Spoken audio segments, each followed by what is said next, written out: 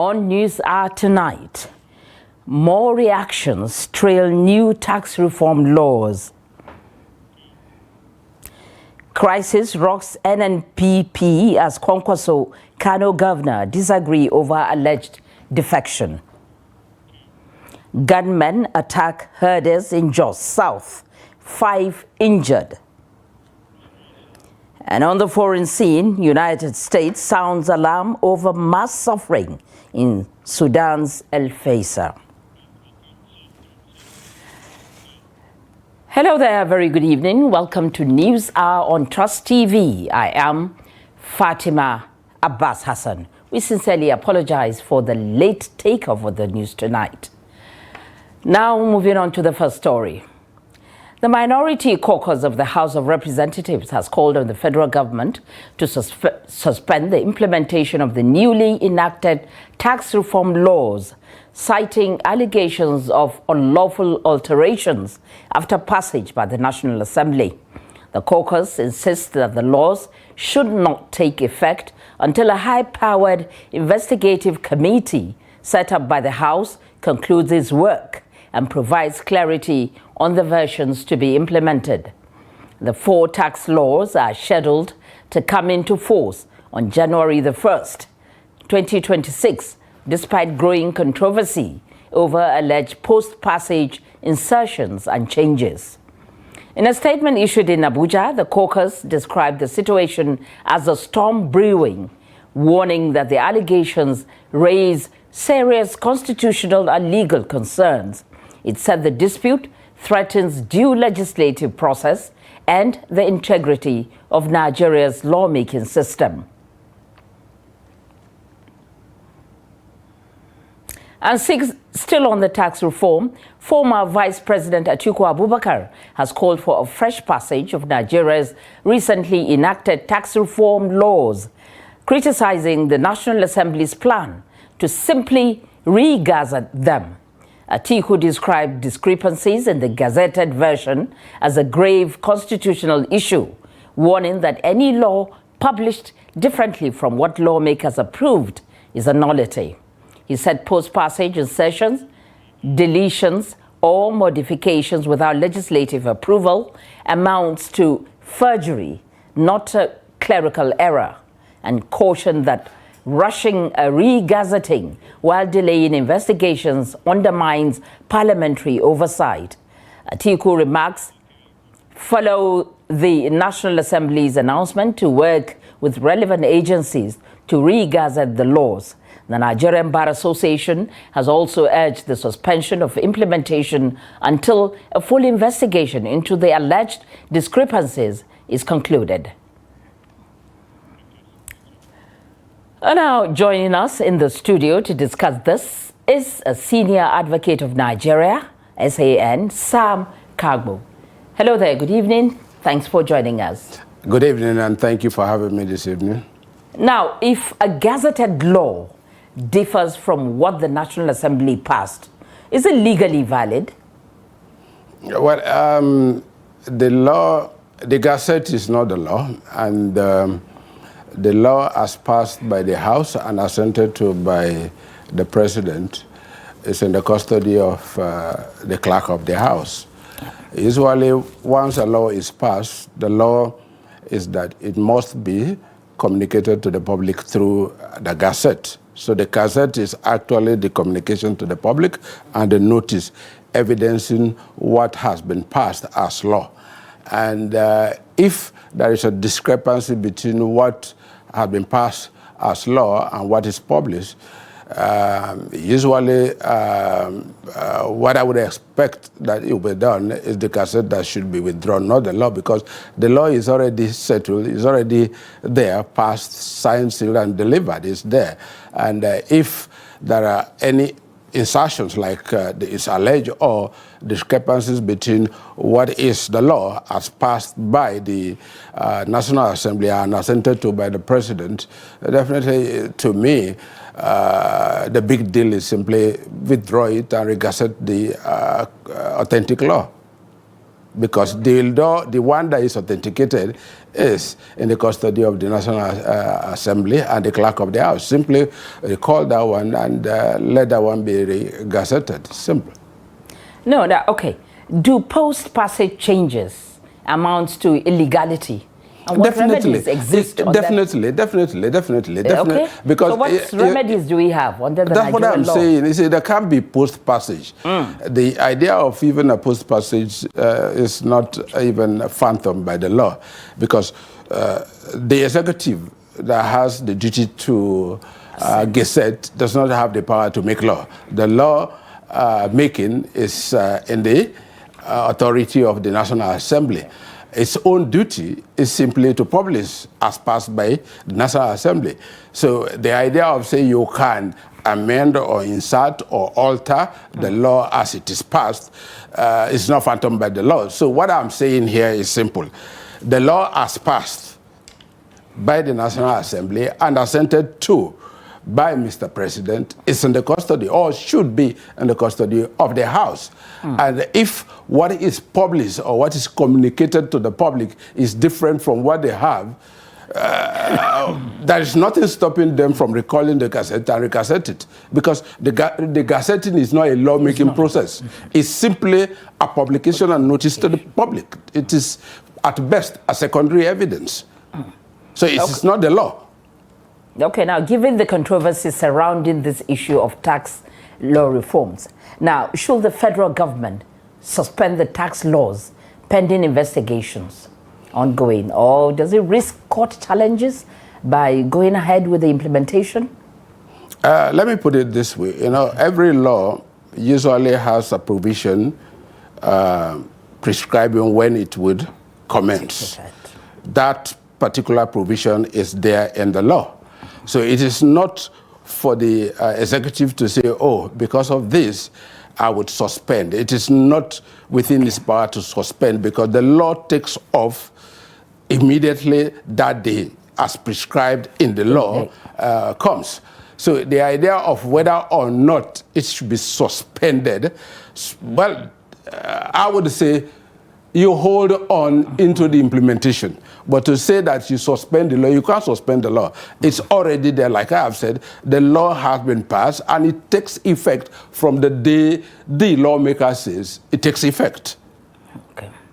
So is the implementation? The implementation because rightly things are sorted out. No, right. It has been rightly pointed out that the controversy itself it breaches the integrity of the process, the entire process itself, because the taxpayer has to be very certain, and the tax implementer has to be very certain about the provision it has to implement. And if there is any kind of a cautionary warning, like it's been made to us by a lawmaker to say, hey, we have a problem here, what we pass is not what is gazetted. Simple logic, simply say that we tarry until that is ironed out. And to me, it shouldn't, it's not rocket science. It shouldn't be difficult for them to simply say, let's look at what we passed. Because like I have said, what has been passed is there in the custody of the National Assembly. If the National Assembly does not have it, or the clerk of the House does not have what has been passed, then what are they gazetting? Because before it is gazetted, it has to be authenticated. It is not just like you just one arm acting in spite of the other. No, it's a structured process, one after the other. You do this after the assent, yes, it's authenticated, because that is actually the law. The law is as passed by the National Assembly and assented to by Mr. President. That is the law. The publication, like I have said, is a notice, just like a notice board. You notice, you paste your information on your notice board for the community you are addressing. But this time around, since it's a national law, you gazette it so that everybody would have access to it. Because at the end of the day, they say what? Ignorance of the law is no excuse. So for me, not to be held accountable or for me not to be said to have what? Breached the law, I need to have access to it, to study it, and know the provisions. And the provisions have to be the provisions as passed by the National Assembly. And this is where I have my worry with the way the narrative is orchestrated. Yes, there shouldn't be that discrepancy. Yes, what has been passed should be what should be gazetted, but don't give it an outright narrative, or you cast that aspersion that, oh, it's a deliberate, the person who made, assuming the assertions were there, were made deliberately what? To supplant what the National Assembly has passed, and to promote a self-serving intention. That, to me, that's dangerous.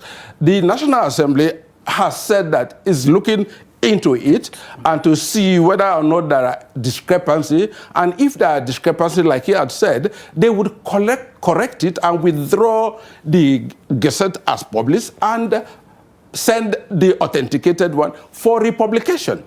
To me, that should answer to the problem. But mind you, from day one, the entire tax regime itself and the new tax regime as proposed in the new law has always been, from the beginning to now, fraught with what? Controversies. Because what? There are a section of the public that does not want it, and there is also some people who believe that, hey, they can cash on this because, hey, this is politics time. Any bad news is good news for some quarters, and bad news can sometimes generate political capital, and that is where I have my fear. But the only problem that I have, and which is what I had hinted in my first outing here, is that let's give the benefit of the doubt to the National Assembly. They will come to us. They will educate us as to what happened and what they've done or what they intend to do about it. And they have said so that they will going to look at it, and if there is any discrepancy between what has been published and what they passed, they will simply ask that that be recalled, and you have it requisited. For you to say, oh, let the entire lawmaking process go all over again, to me, that is by itself off the curve. Okay, thank you very much. We are very happy to have your insight on this issue. Senior Advocate of Nigeria, Sam Karbo. It's a pleasure. Thank you very much. Thank you very much. Okay, then. And moving on to party politics. Kano politics has been thrown into fresh tension following reports of a planned defection by Governor Abba Kabir Yusuf from the New Nigeria People's Party, NNPP, to the All Progressives Congress, APC. The move is strongly opposed by the party's leadership and its national leader, Senator Rabiu Musa Kwankwaso, and has sparked internal disagreements within the NNPP. The report. At a press conference on Monday, the NNPP chairman in Kano State, Honorable Hashim Suleiman Dungurawa, revealed that the party leadership, including Senator Rabiu Kwankwaso, had made efforts to persuade those involved to remain within the party. He admitted that such efforts have so far proved difficult. I wish to inform you that we are aware of the developments happening here in Kano State concerning some individuals who intend to defect to the APC. I want to make it clear that the Kano State Party, NNPP, and the National Party and our national leader, Senator Rabiu Musa Kwankwaso, together with the other leaders, do not approve of what is happening. In fact, we did everything within our power to pursue them to be patient and not in fact to the APC because of our responsibility to them and our responsibility to the people of Kano State. Dungurawa dismissed claims that party officials were plotting to pitch Governor Yusuf against Senator Kwankwaso. He urged residents to remain calm and avoid speculation. I would also like to draw the attention of those spreading rumors, especially the claim that certain individuals are fetching the governor against our leader.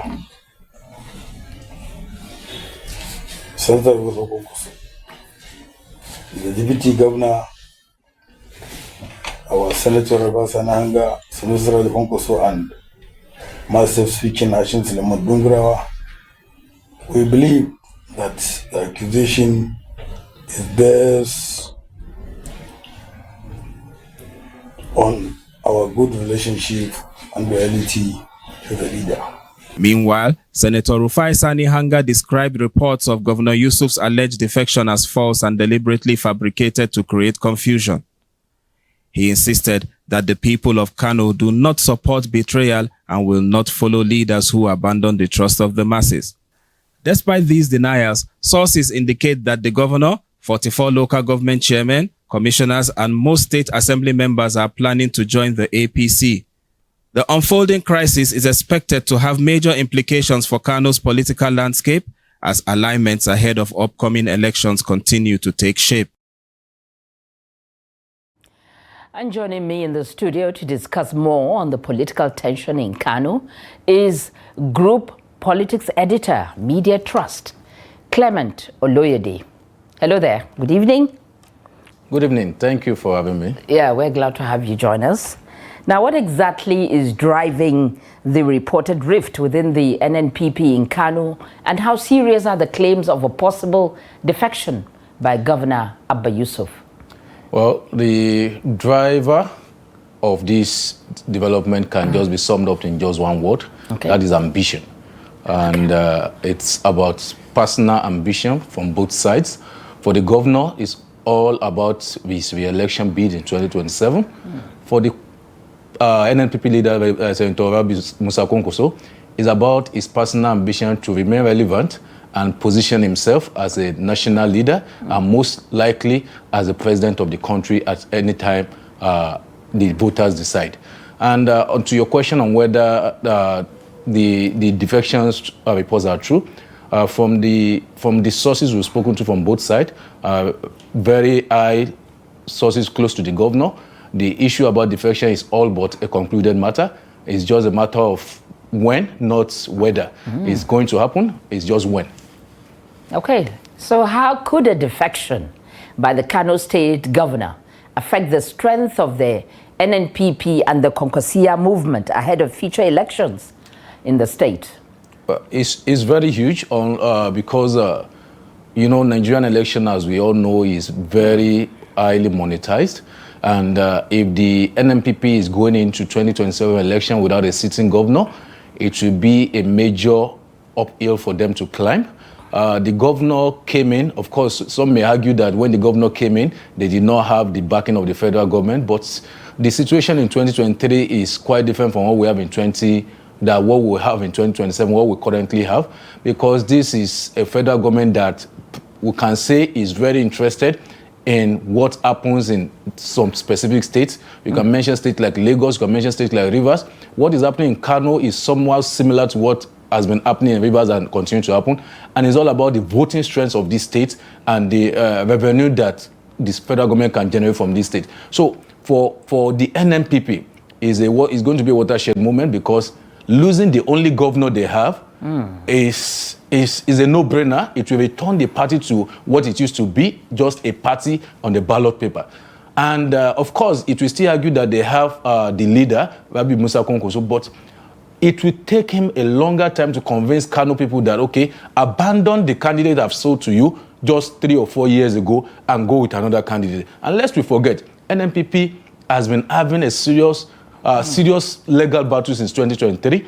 And this is one of the reasons that the governor's camp canvassed as the reason why they are leaving the party. So when you put all these issues together, it's not all rosy for the NNPP, it's not all rosy for the Konkosia movement, but also for the governor.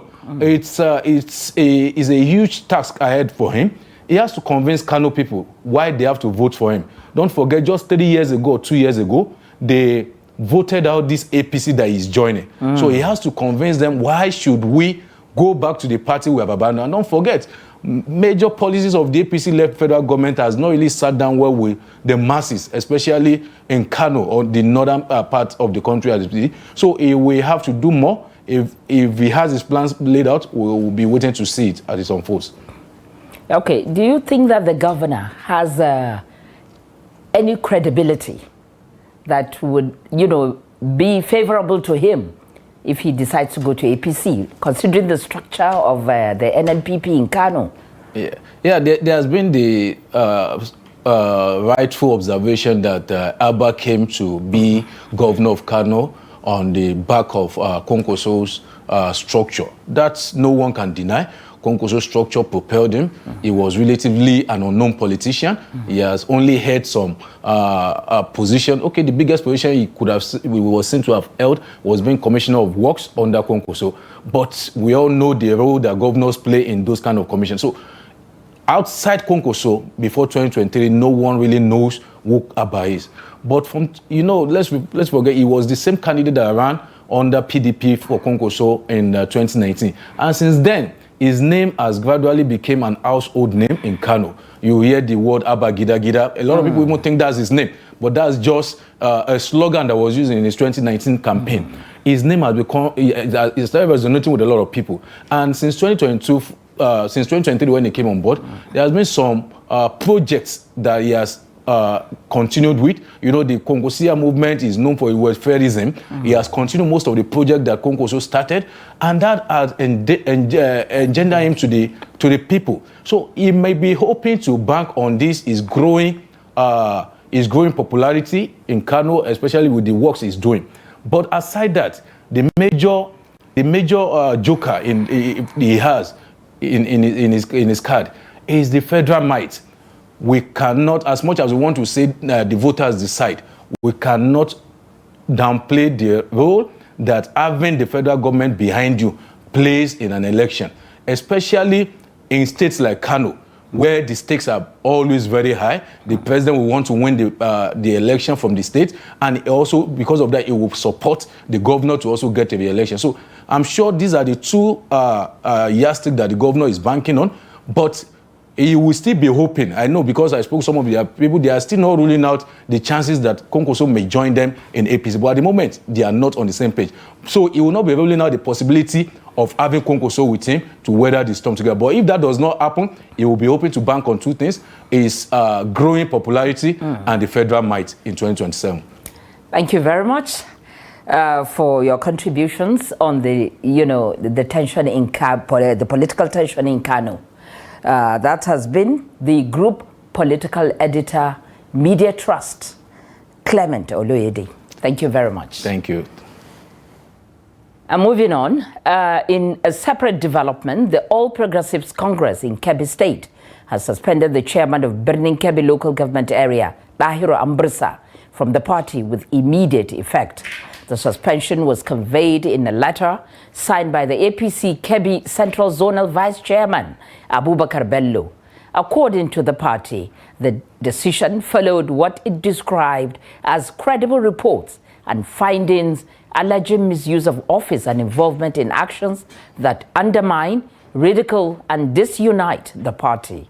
The APC said the alleged conduct violates Article 21, subsection 2(1) of 2(2) of the party's constitution and is detrimental to its unity and interests. The letter further restrains Ambrisa from entering any APC office throughout the period of his suspension. It also warned that any further misconduct could attract stiffer sanctions, including possible expulsion from the party.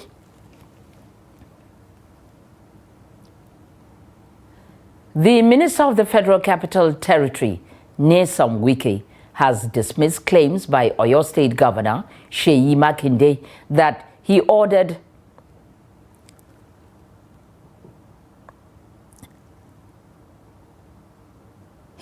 to hold the People's Democratic Party for President Bola Tinubu. Wike described the allegation as false, insisting his support for President Tinubu has never been secret. Trust TV's Habibat Ajayi has the details of that report. The Minister of the Federal Capital Territory, Nyesom Wike, has taken a swipe at Oyo State Governor Seyi Makinde over claims that he promised to hold the PDP for President Bola Tinubu during a meeting at the State House. Speaking during his end-of-the-year media chat in Port Harcourt, Wike dismissed the allegation as a lie, questioning why Governor Makinde will make such a claim. Wike maintained that his political stance has always been public and did not require any private meeting to declare support for President Tinubu. First of all, you ask yourself, what was that meeting? What is the purpose of that meeting? That would have led me to say, Mr. President, I hold PDP for you. Why did Seyi Makinde not come up all this while to tell the party, see what Wike is doing? I was in a meeting and see what Wike said. It is not correct. And let me put the record straight. There is no such meeting. The comments come amid ongoing political crisis in Rivers State, marked by a prolonged rift between Wike and his successor, Governor Siminalayi Fubara. Wike has repeatedly stated that supporting President Tinubu does not guarantee Governor Fubara a return ticket in the 2027 governorship election, a remark widely seen as escalating tensions within the state. People have to believe that the moment you say you are working for Tinubu, it means that. No. I have said, assuming PDP does not have crisis now, how many people would have left PDP? How many people were able to say, whether PDP or not, I will support Tinubu? So the issue of saying, who? FCT Minister dismisses PDP allegation, demand account of Bodija funds. The FCT Minister also challenged Governor Makinde to account for the 50 billion naira grants reportedly released to Oyo State following the January 2024 explosion in Bodija, Ibadan. Wike urged the Oyo State Governor to explain how the funds meant for victims were utilized. Habibat Ajayi, Trust TV News, Abuja. Thank you, Habibat. And away from party politics, the Nigerian Air Force says it has neutralized several armed bandits following 2 precision air interdiction missions in Zamfara state. The strikes were carried out by the air component of Operation Fansanyama, Sector 2, based on credible multi-source intelligence. According to NAF spokesperson Air Commodore Ehimen Ejodame, the first operation targeted Toruba Hill in Safi local government area, a confirmed bandit hideout. Post-strike assessment showed the destruction of key structures and the neutralization of multiple bandits. The second strike hit Kachalla Dogosilai's camp, described as a notorious bandit stronghold and an improvised explosive device manufacturing hub linked to recent attacks along the Dansado-Magame axis. The Air Force said the operations crippled the group's operational capacity and reaffirmed its commitment to denying criminal elements safe havens while supporting ongoing efforts to restore peace and security in the Northwest. Meanwhile, gunmen have launched a deadly attack on Gebe community in Shanga local government area of Kebbi State, leaving an undisclosed number of people dead and several others injured. Eyewitnesses say the attackers struck suddenly, opened sporadic gunfire and triggering panic, forcing many residents to flee to neighboring communities and nearby bushes for safety. Local sources say the exact number of casualties remains unclear due to the scale of the attack and the displacement of residents.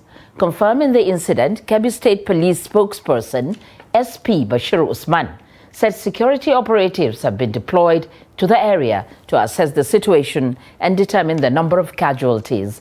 Residents have appealed to the government and security agencies for urgent intervention, describing the attack as unprecedented in the community's history. Similarly, gunmen have struck in Kogi State over the weekend, abducting a pastor of Living Faith Church Winners Chapel in Okefi, Okorogbede, Ijumu local government area. Locals say the pastor was on his way to the farm on a commercial motorcycle when he encountered the armed men. The rider escaped, but the pastor was overpowered and taken to an unknown location. On Sunday night, the same gunmen attacked Adoere in Yagba West local government area, shooting sporadically and abducting several residents. Reports confirmed 4 people, including a woman, Iyalara, were taken. Community members say the attacks have left residents fearful, with some considering relocation in urgent action is not taken. Local and state authorities, including the police, have yet to issue statement on the incident.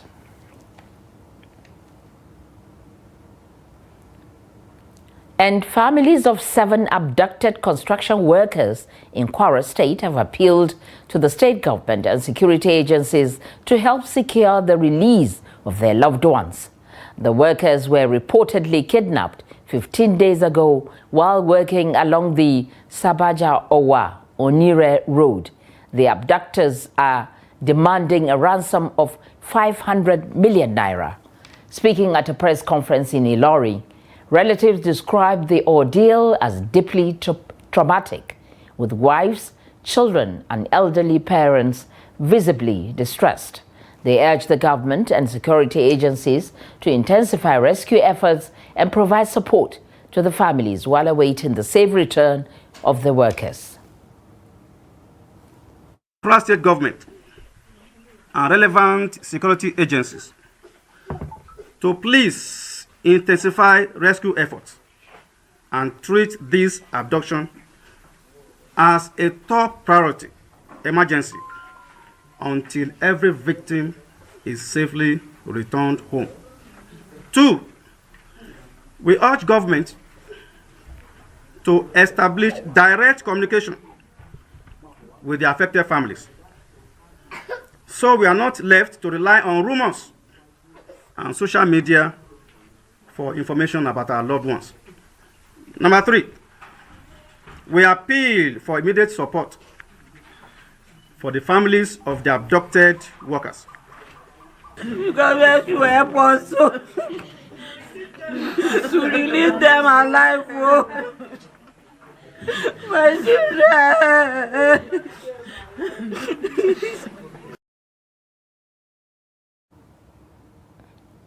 In a related development, gunmen have opened fire on herders in Jos South local government area of Plateau State, injuring 5 persons.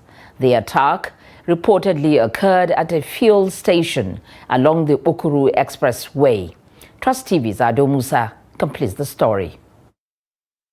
The Miyetti Allah Cattle Breeders Association of Nigeria, MACBAN, says gunmen on Sunday evening opened fire on its members at the corn oil fuel station along Bukuru Expressway in Jos South local government area of Plateau State.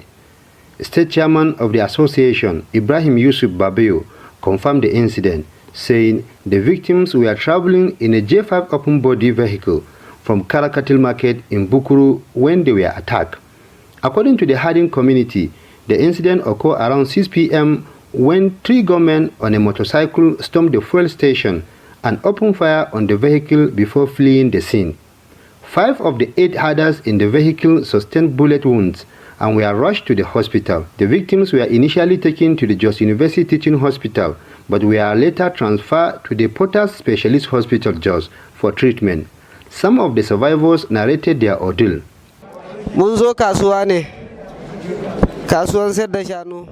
We had gone to the cattle market and sold some cattle. While returning home and buying fuel, gunmen suddenly stormed the filling station and opened fire on us before fleeing.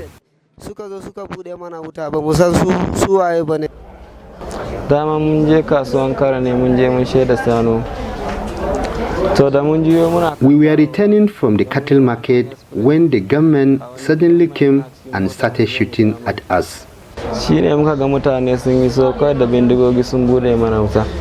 Plateau State Chairman of Magban and the Cattle Traders Association of Nigeria condemned the attack and called on security agencies to intensify vigilance. Because this incident happened not in the bush, it just happened within the town, So, and around 6 p.m. It happened around 6, just within people. No, all people are seeing them. So nobody arrests them, nobody did anything. So we are calling on the federal government and the state government to rise up to their occasions to protect life and properties. We are not safe. With the Fulani on Plateau said we are not safe. Both in our grazing area, both in our market, both on the roads. All these roads we are not safe. Our people are always being attacked, being killed, being molested. So wasu suka bude musu wuta. Aka bisa aka bude musu wuta. Wanda mu muna ganin Christmas was celebrated peacefully, and as the new year approaches, some bad elements are trying to disrupt peace. We urge the authorities to investigate the incident. As of press time, spokespersons of Operation Enduring Peace and the Plateau State Police Command, Major Samson Zakom and SP Alabo Alfred, had yet to respond to inquiries. The herding community has appealed to the state and federal governments as well as relevant security agencies to urgently address what it described as persistent attacks against its members. Ado Musa, Trust TV News, Jos. This is the News Hour on Trust TV. Coming up after the break, Abuja hosts Maiden Auto Culture Festival. There's more when we return. Do stay. Welcome back. If you're just joining us, this is the News Hour on Trust TV. Now, time to take another look at our top stories once again. More reactions trail new tax reform laws. And crisis rocks NNPP as Kwankwaso Kano governor disagree over alleged defection. And moving on to other stories. Ogun and Lagos states say heavyweight world champion Anthony Joshua and another passenger are stable after comprehensive clinical assessments conducted on them at a Lagos medical facility. This was contained in a statement jointly signed by the special advisor to the governor of Ogun State on information and strategy, Kayode Akilade, and the Lagos State Commissioner for Information, Benga Omotosho. The vehicle conveying a team of 4, including the 35-year-old internationally acclaimed boxer, reportedly collided with a stationary truck, resulting in 2 fatalities. Both governments also disclosed that Anthony Joshua is conscious and has been in communication with his family.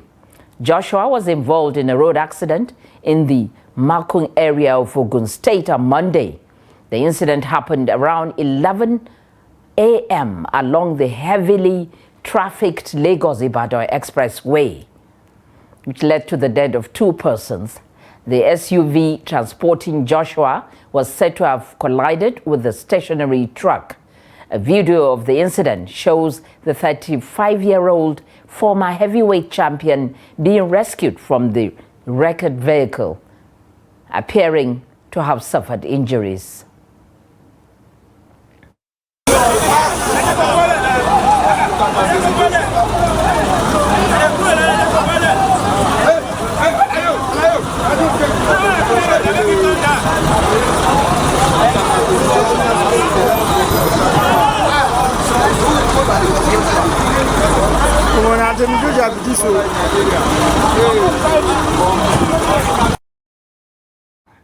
Now, the Abuja Car Fest lit up the Federal Capital Territory as car lovers, bike riders, dealers, and auto industry players gathered for the city's first major automobile culture festival.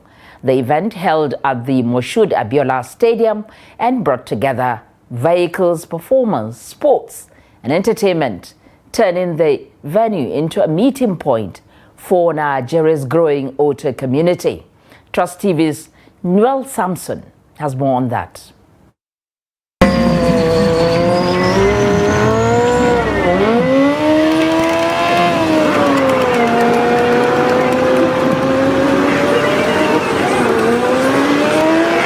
Abuja Car Fest, the first of its kind in FCT, is planned as a biannual event to grow automobile culture in Abuja and beyond.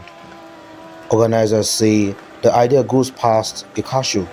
They want a meeting ground where car owners, mechanics, dealers, creatives, and enthusiasts can connect, share ideas, and do business within Nigerians' auto space. We have converged everyone here to celebrate the culture of owning cars, of appreciating cars, of the big engines and also for the small engines. It's an opportunity for people to want to understand what it feels like to own cars that can rev, to understand what it feels like to drive on good roads, and that's why we call it Car Fest Abuja. Abuja is a city that supports the automobile culture. It supports good cars, and that is why we have this event here today. If you go to the other side of these banners here, you will see people gyrating, people feeling themselves, people vibing to the music, and also you see people going around cars to check out cars. Now, just to also mention that Car Fest also supports sustainability, and there have been a lot of electric vehicles that has been exhibited over the past few days, and these cars are actually cheaper than the cars that we know. And yeah, so this some of the experience that people have had here is also to see what these cars truly can do, especially the aspects where people get to test drive and to also get to feel all these noiseless EV cars. So we've had the parts where we made noise with engines, and also had the parts where we drive cars that are noiseless. For many participants, Abuja Car Fest created space to express performance culture in new ways. Roller skating performer Alalafi Abdulgafar says the festival linked different communities like skaters, bikers, and drift riders, giving them exposure and a chance to work together. Performing with the drifters, the power bikers, and the cars, that makes me feel that, okay, skaters too, we are a great performance in terms of entertaining people and making people happy, If not for the fact that we are a great performance too, we will not be able to have our way within the car drifters, the power bikes, and the car and crowd. So that is a great experience to me. Beyond cars and bikes, Abuja Car Fest combined extreme performances, auctions, and entertainment, ending with a late-night rave that pulled in large crowds. Organizers say the long-term plan is to grow the festival into a major platform for youth engagement, auto innovation, and lifestyle events in Nigeria. Noel Samson, Trust TV News, Abuja.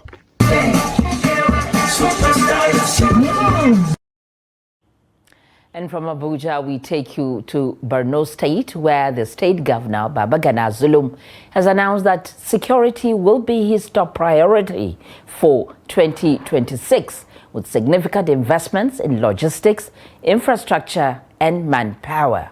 He made the statement while presenting the 890.3 billion naira 2026 budget, titled Sustained Recovery and Growth, on the floor of the State House of Assembly in Maiduguri, the state capital. The budget is strategically structured around key pillars: security, human capital development, infrastructure, and social and economic revitalization. Trust TV's Beatrice Kurutsid has that report. The 890.3 billion naira 2026 budget, titled Sustained Recovery and Growth, allocates 536.7 billion naira to capital expenditure financed through recurrent revenue, including 317.7 billion naira from the Federation Accounts Allocation Committee and 44.3 billion naira from internally generated revenue. Key allocations include 44.9 billion naira for agriculture, 66.4 billion naira for health, 135.4 billion naira for education, 58.7 billion naira for reconstruction, rehabilitation and resettlement, and 16 billion naira for women affairs.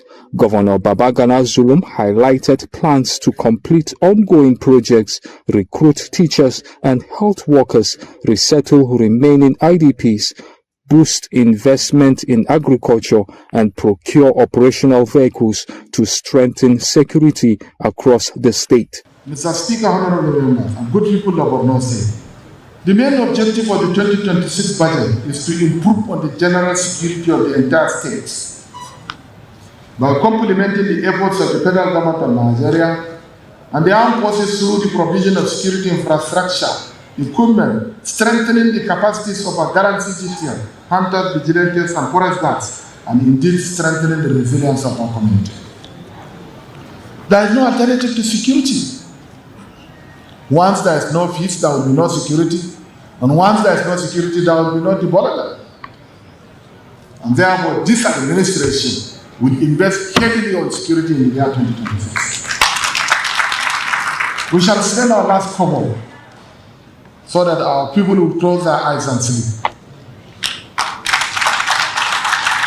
In view of the foregoing, government intends to procure additional 200 operational vehicles, Kinos and Land Cruisers, in the year 2026.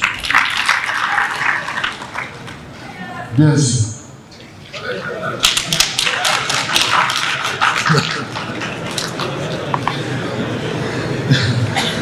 Procurement of additional 20 MRAs.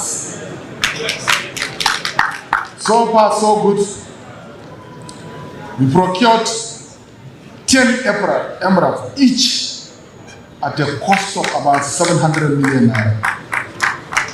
Meanwhile, the Speaker of the Borno State House of Assembly, Lawan Abdulkarim, commended the performance of the 2025 fiscal year and assured that the 2026 budget would be fast-tracked for approval and implementation. It is also noteworthy that during the year under review, more than 9 bills were passed by His Excellency, assented by His Excellency, and the 23 resolutions were passed by the Honorable House for strengthening the legal and institutional framework for good governance in the state. Oversight remains one of the most important constitutional functions of the legislature. During the year under review, the Standing Committee of this Honorable House conducted oversight visits to the various ministries, departments, and agencies to assess their performance. Those visits produced comprehensive and encouraging reports indicating that the implementation of the 2025 budget recorded remarkable achievement. The achievement and the milestone achieved by His Excellency across all regions in Borno State, you will agree with me that even though we are in opposition, we must acknowledge that the man have tremendously achieved development for the entire Borno State. For instance, let me give you one example. The construction of General Hospital in my local government in Askira Uba, Howell Federal Constituency, in Howell specifically, and in Askira Uba, is not meant for the people of APC. It's meant for the entire citizen of Borno State. With the budget now on the floor of the House, it is left for the ministries, departments and agencies to come forward and defend their respective allocations. Bitrus Kuruti, Trust TV News, Maiduguri. Nigeria's national electricity grid has collapsed again, plunging several parts of the country into darkness, with distribution companies confirming widespread outages, as at Monday afternoon, only minimal power was reaching consumers nationwide. The Abuja Electricity Distribution Company said a system disturbance occurred about 2 p.m., causing outages across its franchise areas, but assured customers that restoration efforts were underway. Eco Electricity Distribution Company, however, later announced that the national grid had been restored and power supply was gradually returning to its feeders. The Transmission Company of Nigeria is yet to issue an official statement on the incident.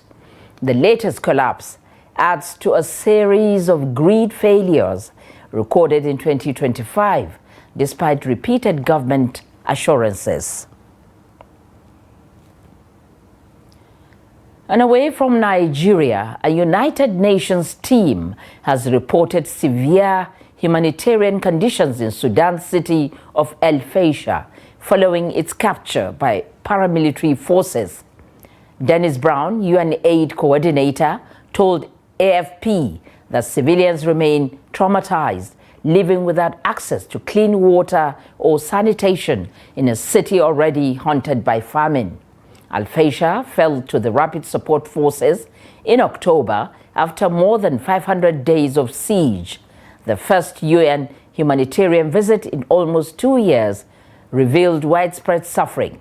Satellite images revealed by AFP reportedly show mass graves indicating atrocities including massacres, torture, and sexual violence.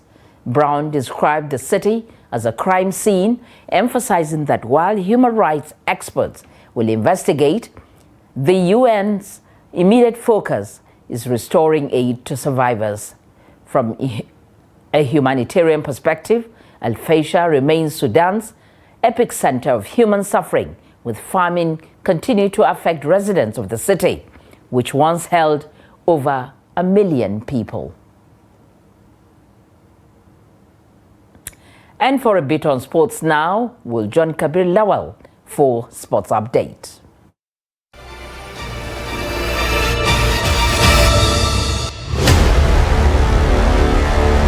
At the ongoing AFCON, South Africa sealed a place in the round of 16 after 3-2 win over Zimbabwe. So Moreni opened the scoring goal in the 7th minute. Lille Foster doubled the lead shortly after the break, scoring in the 50th minute. Zimbabwe fought back. Hambro Modiba pulled one back in 73rd minute. South African then came under pressure before Oswin Apolis converted a penalty in the 82nd minute to restore a goal cushion. The win takes South Africa into the knockout stages, joining Nigeria and Egypt. Elsewhere, Angola and Egypt played 1-1 draw. Meanwhile, the Super Eagles of Nigeria will face Uganda tomorrow in first Morocco. Kick-off time 5 p.m. Nigerian time. That's Sport News. I am Kabir Lawal.